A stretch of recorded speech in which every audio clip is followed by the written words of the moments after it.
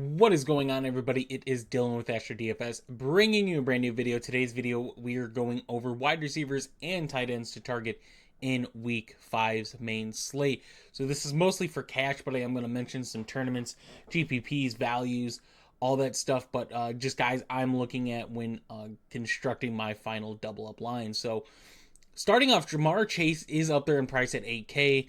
We really haven't seen, this as much, right? We've seen a 12-7, 17, kind of been all over the place.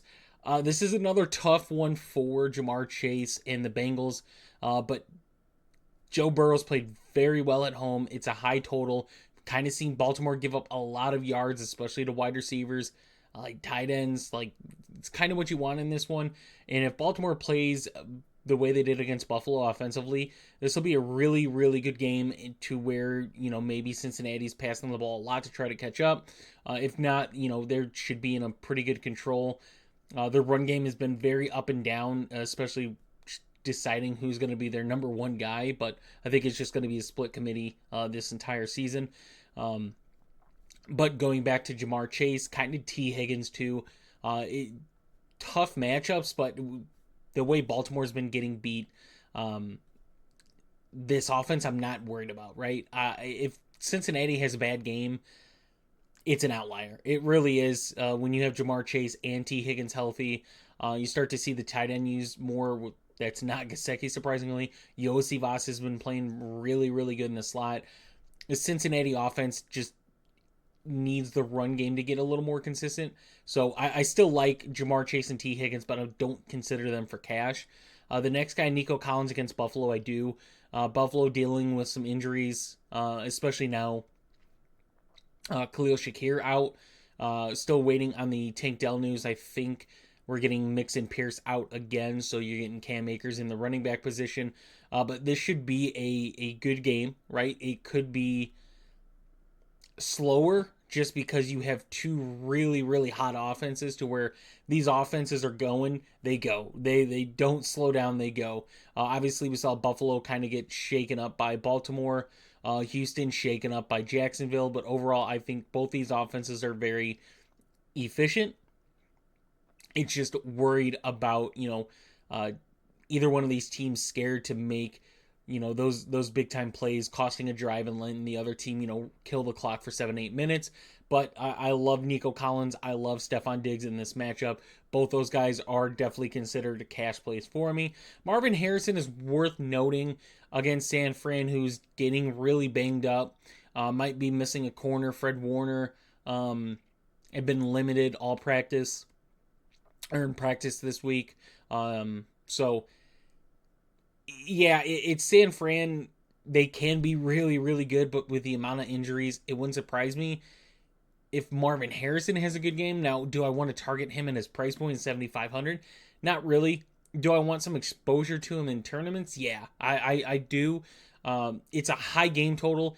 Even if San Fran has a big lead, right? We've seen situations like Jordan Love against Minnesota to where Jordan Love took off and had an amazing game. They lost and they were losing the entire game, but they had really good numbers. Jaden Reed in the pass catchers there.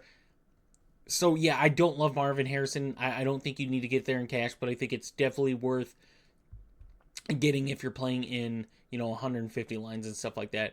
DK Metcalf against the Giants, facing a very bad secondary in the Giants. My only concern is Seattle has a good run game and don't need to use the passers as much, but you still have the league leading passer in Geno Smith. The Giants are just dealing with injuries offensively. Devin Singletary, Malik Neighbors. Malik Neighbors out. Singletary I expect to be out, so it's kind of concerning for that point.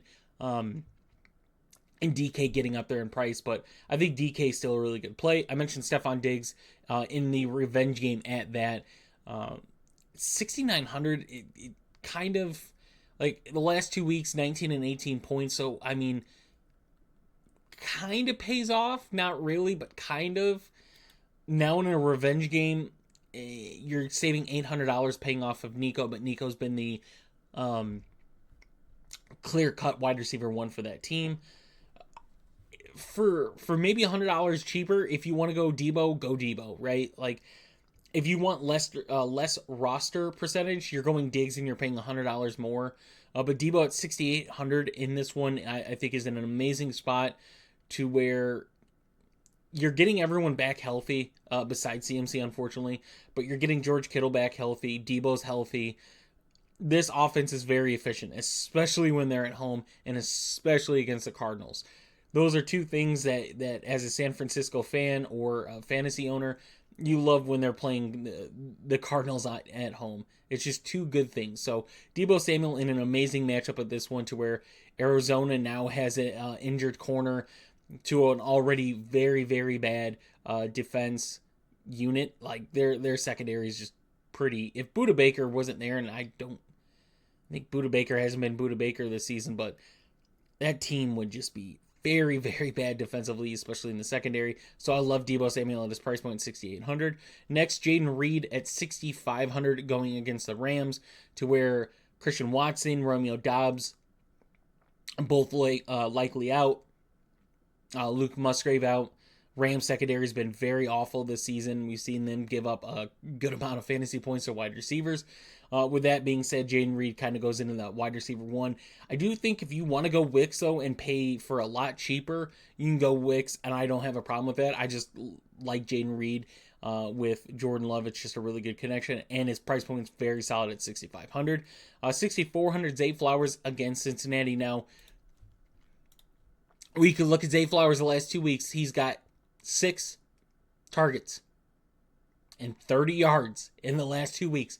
I'm not even going to bring up Mark Andrews, but I will when we get there. But 6 targets and 30 yards. This is a really, really good bounce back opportunity game for Zay Flowers against the Bengals. Mike Hilton out. We know that teams have success running the ball against Cincinnati, but in a very good matchup for Zay Flowers, I like him in this one.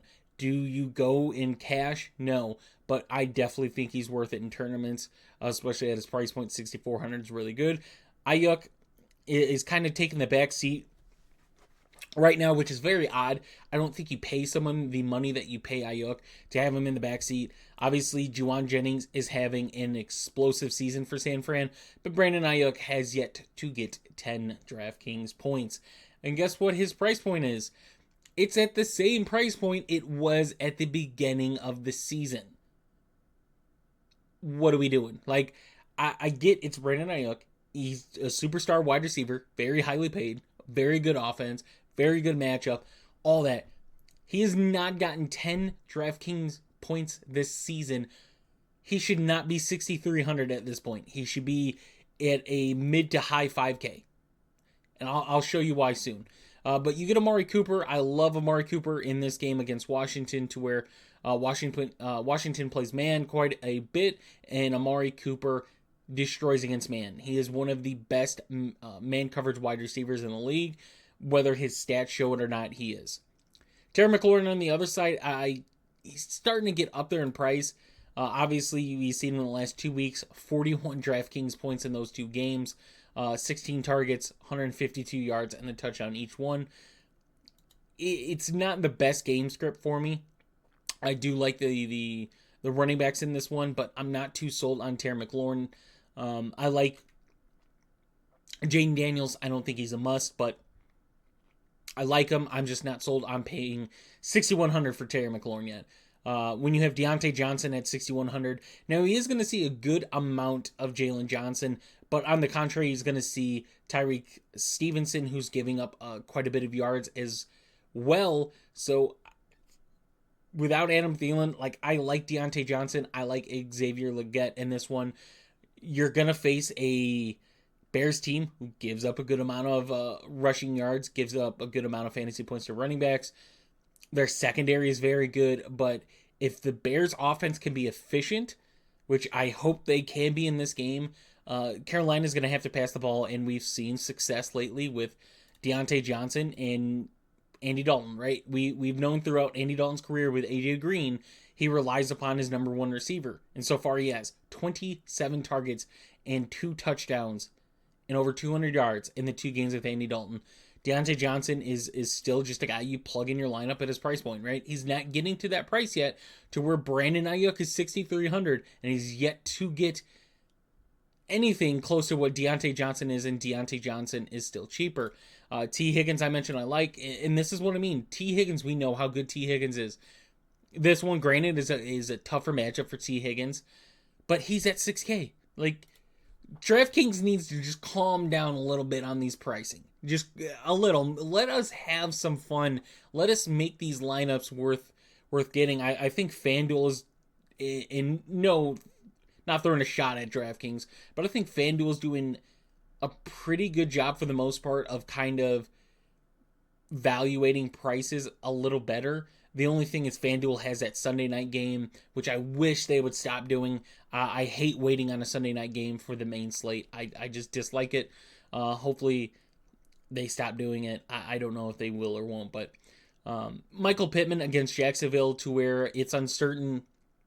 I imagine Anthony Richardson is going to be the starting quarterback, but we saw Flacco and Pittman have a great connection. Anthony Richardson is part of that as well, but yeah, I said last week I liked Michael Pittman, especially at 5,800, and he definitely paid off. 20 DraftKings points in that one. Has an amazing matchup in this one, although I'm targeting his teammate, which we'll talk about soon. But Brian Thomas Jr. is another name worth mentioning against a Indy defense that's yet again very hurt. Their offensive line is banged up. I kind of like Jacksonville in this one. But Brian Thomas Jr. kind of emerging. Christian Kirk's still there. I am skeptical if Evan Ingram is there, of who I want to target for a Jacksonville player if I am. But Brian Thomas Jr. is kind of standing out for me, especially at his price point, 5,900. It's a really good price. Keenan Allen is a tournament play for me. The reason being, he's got the best matchup out of all Bears receivers. Carolina dealing with some linebacker injuries, so I like the mix of having that the better matchup and the linebackers kind of being hurt. For Keenan Allen, Cole Kmet, that middle of the field. Keenan Allen lines up majority in the slot. That's just where he does his work. So at 5,800, I think he's a great tournament play. Wan'Dale Robinson at 5,600, going to be good to go. We've seen him just get so many targets from Daniel Jones this season, more than we have. And he's paid off, especially at his price points, right? This was his price all last season. We saw Wan'Dale below 4,500, I think, the entire season last year. And now he's up to 5,600. This is what I mean. Like, DraftKings, like, I'm okay with Wan'Dale being raised above 5K, but he went up 1,000 against a Seattle defense who, unless you're counting Detroit, they haven't given up a lot of passing yards to a lot of teams. And now Detroit, busted that open. And Wan'Dale's $1,000 more expensive with Malik Neighbors out.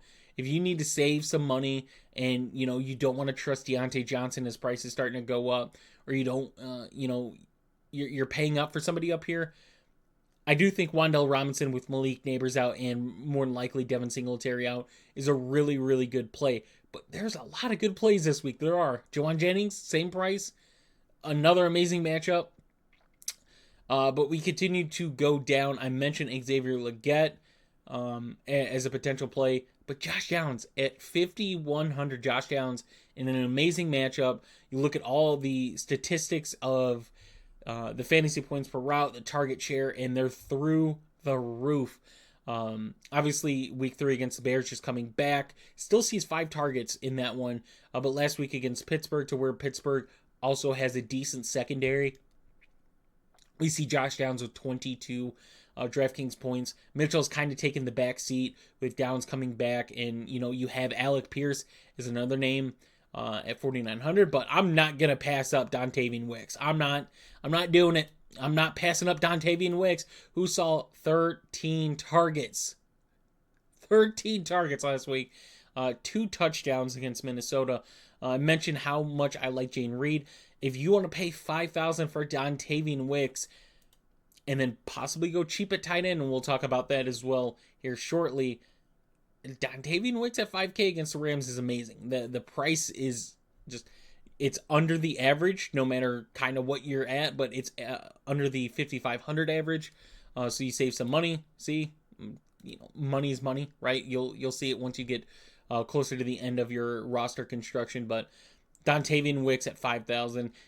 like we're gonna start naming some names. Donavan Wicks at 5,000, amazing matchup. Tutu Atwell's a great run back piece against Green Bay, who their secondary is very banged up.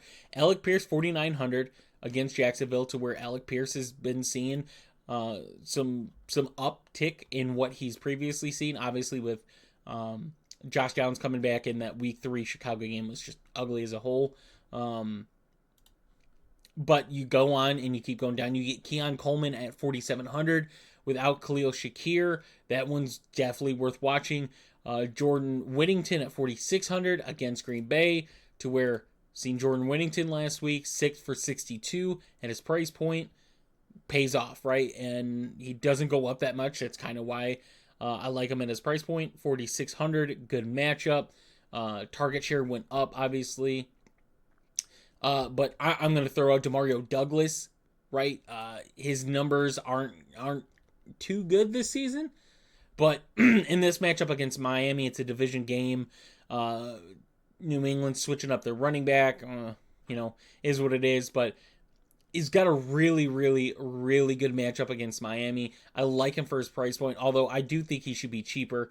We've seen DeMario Douglas start at 4,800, he dropped down to 43, got 4.3 points at 45 and only dropped 100, right? So he is still not where I want him priced at to be in love with the play, but I do think he's worth noting in this matchup against Miami.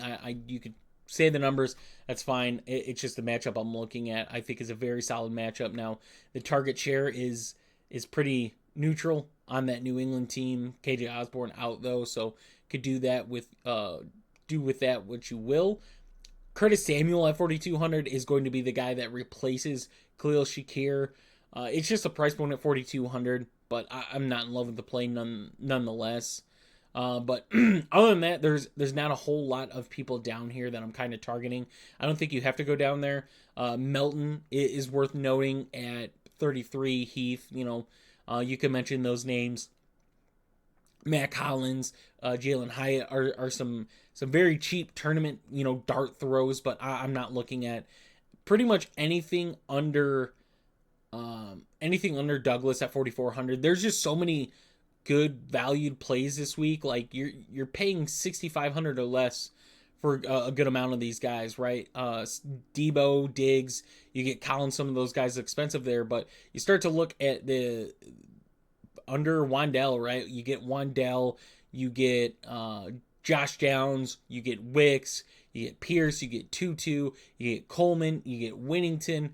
There's a lot of names there that you could get really, really creative when doing your roster construction this week. But we'll move on to tight end. So tight end, Trey McBride is like, I don't get the pricing, right? For Trey McBride pricing, it's the cheapest he's been this season. And we saw him have an explosive game against San Fran last season. Obviously, it hasn't looked the prettiest for Trey McBride this season. Fred Warner is banged up. That's worth noting. San Fran's defensive line really banged up. Secondary, not really. Their secondary has been one of their better things, but Fred Warner kind of banged up. I'm okay with Trey McBride. It's just the pricing at 5,900 is very scary, right? Especially with the amount of good plays you have this week. I do think it's worth getting exposure of Trey McBride. If you want to go Trey McBride over Marvin Harrison, I'm totally okay with it. But you have George Kittle on the other side of the ball, to where George Kittle has his games where he doesn't do much for this team, right? 4 for 40. 8 points isn't bad, but when it's, George Kittle and you have him as your starting tight end in season long, he's a tournament throw always. He's always a tournament. And unless there are major injuries in the wide receiver room for San Fran, he's a tournament. Because we see games to where he has 8, right? And they have a really good game against the Jets. And then we see some other games like Minnesota. They lose. He's 7 for 67 and a touchdown.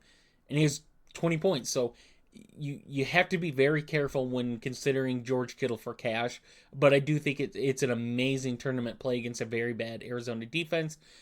Brock Bowers is a question mark for me. Like, Michael Mayer's out, Devontae Adams is out, but last 2 weeks we've kind of seen a drop off. Obviously, I always think Cleveland's a really good team against tight ends. Carolina, they just felt they were off to start. So I'm very skeptical of Brock Bowers at his price point, right? We saw him start at 4,500, get up to 56, now back down to 5,500. It's a price point I just don't know if you need to get there. Dalton Kincaid's in a much better spot with Shakir being out. Kind of the number one guy for Buffalo, in my opinion. And now with Shakir out, maybe we see Dalton Kincaid being used, but we really haven't seen top tight ends be top tight ends this year. I don't know what it is. I don't know if we just saw a uptick in tight end usage last season and defenses kind of started to adjust to it. That's just what I'm going to assume, but we just haven't seen a whole lot of explosive tight end play this season. So I am very skeptical of paying up for tight ends, but Dalton Kincaid out of all these guys is one I'd consider for cash. It's just because Khalil Shakir is out, and that's a huge blow if Houston's offense is able to start scoring away, if they're able to just start chucking it like they were last season. Evan Ingram, watch this one. An amazing matchup against Indy. We kind of seen Brendan Strange get used in some ways like Evan Ingram, but we know Evan Ingram is a huge target tight end. That's just how he gets his fantasy points. Obviously against Miami, where he gets banged up. Haven't seen him since, but his price point at 4,600 is amazing. So just watching to hear how healthy he is going to be for that one. Cole Kmet is worth mentioning in tournaments against Carolina. I mentioned Keenan Allen having a good matchup. Cole Kmet has a good matchup as well, with Carolina's linebackers pretty banged up in that one.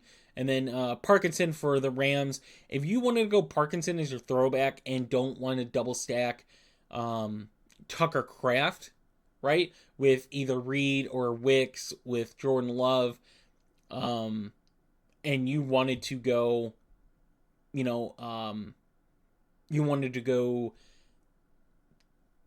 Jordan Love, Jane Reed, Tucker Kraft, and then you run it back with Parkinson, right? You want a double tight end cheap to where, yeah, like Parkinson maybe doesn't have the upside that Tutu and Whittington have, but at 3,700, like you could pay up for the amazing running backs that there are this week. You could pay up more at wide receiver, and you could pay up at defense. Now, do I think it's the greatest play? No, but with the stuff we've seen out of tight ends this season, it seems like the guys that are cheaper on DraftKings kind of pay off more than the guys that are up there in price.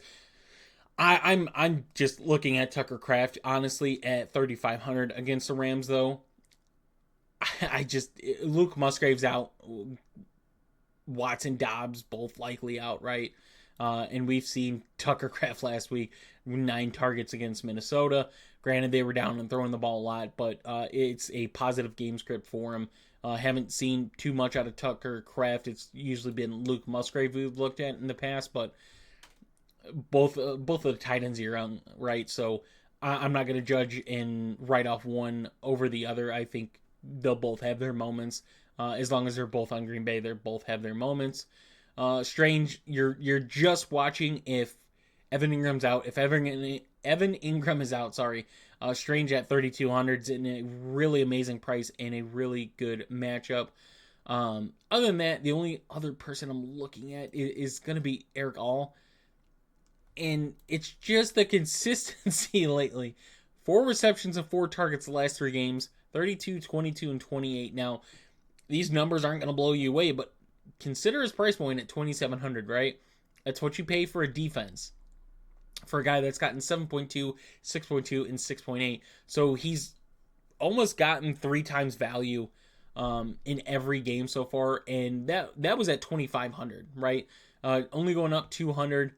Baltimore is, I think, the second most in yards given to tight ends. So kind of seeing more routes out of him. So take that as you will with that. The tight end, like I'm really looking at Kincaid or Tucker Kraft or Parkinson.